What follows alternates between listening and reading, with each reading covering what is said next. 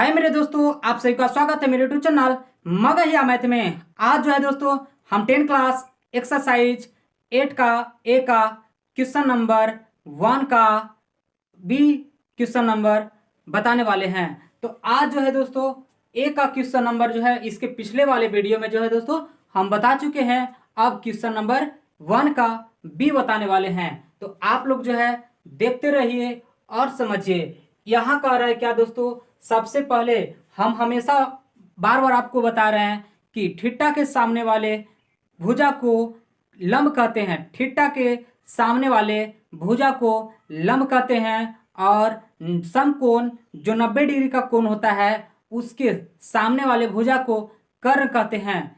कर्ण कहते हैं। तो आप लोग जो है यहाँ पता कीजिए आखिर में क्या क्या चीज दिया गया है और क्या नहीं दिया गया है। तो दो चीज त्रिभुज में जो है दोस्तों दो हमेशा दो को देगा, यानी दो भुजा का मान देगा और एक भुजा का मान आपसे पूछेगा। उसके बाद जो है क्वेश्चन अनुसार जो है आप हल दे सकते हैं।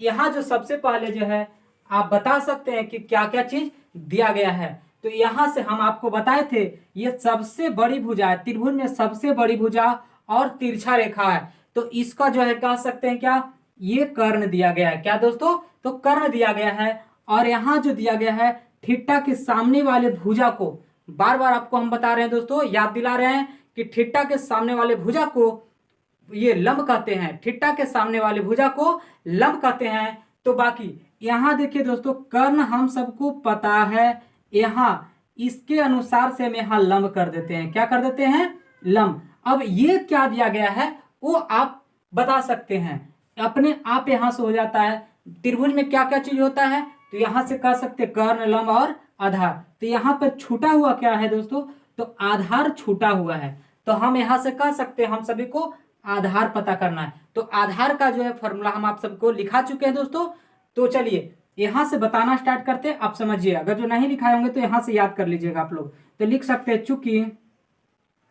चूंकि आधार का स्क्वायर इक्वल टू, आधार का स्क्वायर इक्वल टू यहां से क्या हो जाएगा, कर्ण का स्क्वायर माइनस। देखिए दोस्तों यहाँ से अगर जो सबसे बड़ी भुजा यानी कि कर्ण पता करना पड़े तो यहाँ से लंब का स्क्वायर और आधार का स्क्वायर दोनों का स्क्वायर करके क्या करेंगे, जोड़ देंगे। लेकिन यहाँ पर जो है कर्ण यानी सबसे बड़ी भुजा में से एक छोटी भुजा ज्ञात करना है तो कर्ण, ये सॉरी आधार ज्ञात करना है। तो आधार ज्ञात करने के लिए क्या करेंगे, कर्ण का स्क्वायर में से लंब का स्क्वायर करके घटा देंगे। तो यहां से हो जाएगा क्या, कर्ण का स्क्वायर माइनस लंब का स्क्वायर, इस प्रकार से हो जाएगा दोस्तों। तो अब यहां से हो जाएगा आधार का स्क्वायर के लिए क्या करेंगे, यहां जो है कर्ण का स्क्वायर, तो कर्ण कितना है दोस्तों 29 है, तो 29 का स्क्वायर कर देंगे माइनस लंब का स्क्वायर, तो लंब कितना है दोस्तों, तो यहाँ पर 20 का स्क्वायर करना पड़ेगा हम सभी को। अब यहाँ से दो प्रकार से यहाँ पे बना सकते हैं आप लोग दोस्तों। एक तो होता है ए स्क्वायर माइनस बी स्क्वायर बराबर होता है, फॉर्मूला पे बना सकते हैं, या डायरेक्ट बना सकते हैं। अगर जो आपको वर्ग पता है तो यहाँ से आप बना सकते हैं। 29 का वर्ग क्या होता है दोस्तों, तो आप लोग बता सकते हैं। तो यहाँ से 29 का वर्ग जो हो जाता है 841, 841 कह सकते हैं। उसके बाद जो है उसके